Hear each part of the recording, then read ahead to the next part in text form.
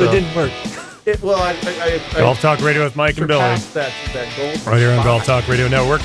Thanks for joining us today in the studio. Have a drink on me. Playing golf. We got Dr. Ryan McGowie from McGowie Health Group, 805-461-8822, healthyslocounty.com. Also have to thank Paso Robles Golf Club for partnering with Golf Talk Radio. Check out the Paso Robles Golf Club in the heart of wine country, PasoRoblesGolfClub.com, 805-238-4722. I'm up there if you guys want to do golf lessons with me, 805-238-4722.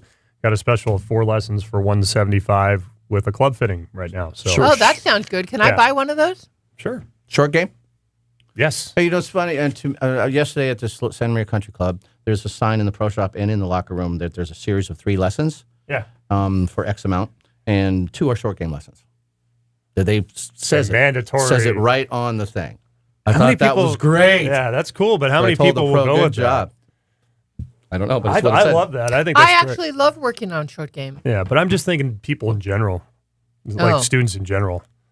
It's kind of like when golf courses they switch their policies and they're like, okay, if you're going to play on the weekends, carts are mandatory, and the guys who get really upset are the guys that actually ride anyway because you've taken away their choice. It's funny. Human behavior like that is really interesting. Yeah. So if you did that package like Billy said, I'm not against it. I think it's a great package. But if you said, hey, you can buy 3 lessons and 2 have to be a short game, I'd be like, I got a quote, Yeah. and I think I can tie this to a doc, but it's a quote for you. Oh, thank and you. it's from my heart. That was sweet. from me. It's something for you to ponder. Okay. Great players learn to develop eye-hand coordination and feeling it. Good and better players, better than average players, are taught eye-hand coordination and thinking it. Are you making a point? Great players typically are not so analytical, but intuitive. What did I tell you recently? So the great players, they learn and develop eye-hand coordination.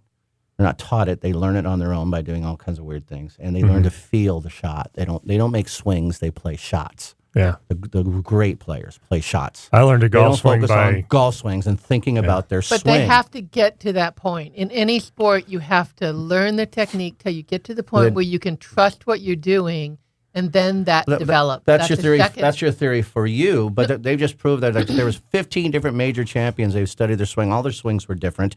And during the rounds of golf, they analyzed their shots during their 4 rounds, and their swings looked different completely during those 4 rounds. Yeah. So these are different players from different eras that were major champions, that they look different one day to the next.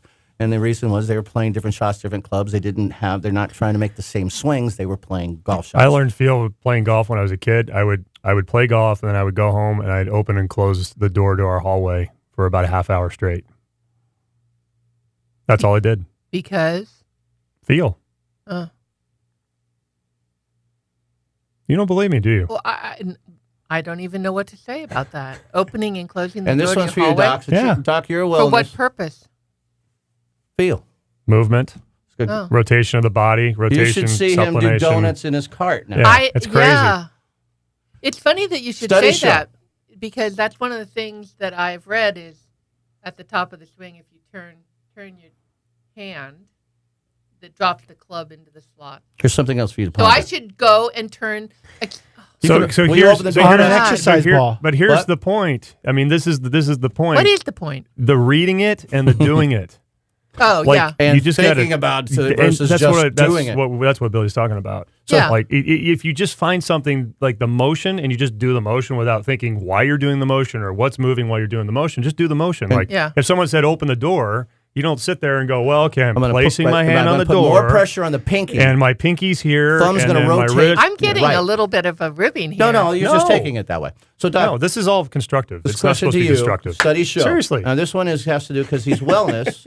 So, studies show we actually could not function if we consciously knew all that was going on, hoping to avoid error. Absolutely true. Right? Absolutely I would agree true. with that. Absolutely. Many useful ideas resonate without detailed explanation. So when you're hitting a little shot, Mike, why did I hook that thing 4 yards? Come on, Mike, what did I do? Man, I'm feeling So pressure.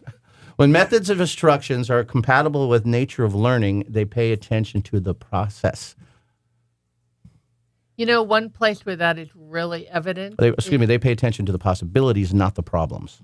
So you should pay attention to what's possible which is not what's the problem. And a lot of people focus on what's the problem, not you, but so many students, what am I doing wrong? What am I doing wrong? I don't think I focus What am on I that. doing wrong? So methods of instruction are compatible with the nature of learning. They pay attention to the possibility, not the problems. But also, different people So- learn differently. And that's You have to what makes remember that makes great versus good and better than average. The people that are good and better average learn to think while they try to play versus just play. You know, So if you try then to. you are better than average player. You're a good player. Thank you. You are. I am.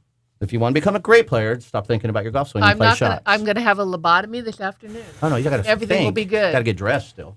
Oh, I mean- I can't have someone dress me. Got to work in your core. But and you notice too, Doc. I don't know if you have, but many years ago, more people were built my frame than they were, the Dustin Johnsons of the world. They were just The tall, thin powerful, guys? strong athletes that are just tone and brutally strong and limber and fast. And that seems to be the only way now. The tour players, they have to hit it so far just to compete. And when the courses were under 6,000 or 7,000 yards or around 7,000, you can hit it 270 off the tee and compete. And only few can now. Very few can compete doing that. And the guys that aren't as strong. So, but everybody was, and that's I guess they played to what was in front of them. The courses were short enough, the equipment, the ball went so far. But there wasn't the focus on the athleticness as Yeah. it was the imagination and the art form of That's playing very golf. true. Yeah. And those clubs allowed, like Dave Strumano was saying, the clubs allowed those players to be more artists in their shot making versus just straight on, hit it high, hit it far, ball very little spin. Now so it's interesting how the game is developed that way. Yeah, definitely. So I played yesterday, and Butch played for he's got those certain front tees, the combination tees. Lori played the red tees, and I played the white tees, and instead of going back and playing the blue. So I'm adjusting myself to the yardage I can play. Butch is adjusting himself to it. It was neat to see that we all three played where we belonged. We thought we Exactly. belonged. Yeah. Versus picking everybody play the back or the same tee box. I think that's important. Players need to know their limitations. So, but I do believe in the core. But I think the cores these guys had really good golf swings and really good balance, and were strong.